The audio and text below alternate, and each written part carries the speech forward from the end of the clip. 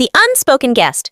When family grief collides with new beginnings. Listen, I get it. Family is complicated, especially when you're trying to celebrate a massive milestone while everyone else is still stuck in the past. Last June, I finally graduated from my master's program. It was a huge deal for me. I'd worked 2 jobs, survived on caffeine and ramen, and finally, I was at the finish line. But there was a shadow over the whole thing. My older brother, Leo. Leo was the golden boy, until he wasn't.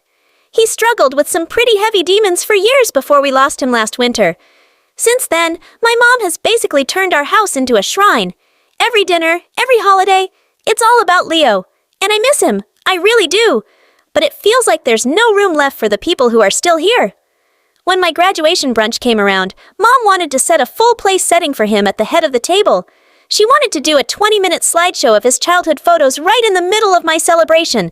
My stomach just dropped. I had to sit her down. I told her, "Mom, I love Leo, and I know you're hurting, but this is the one day where I need to be seen. I need this to be about my hard work, not his absence."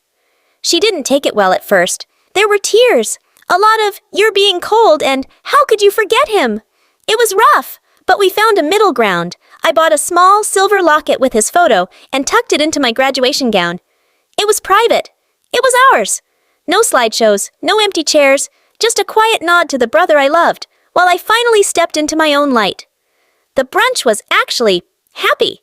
Mom wore his favorite color, navy blue, and she actually smiled when I walked across that stage. Some aunts still whispered that I was selfish for not making a speech about him, but for the first time in years, I felt like I was allowed to exist.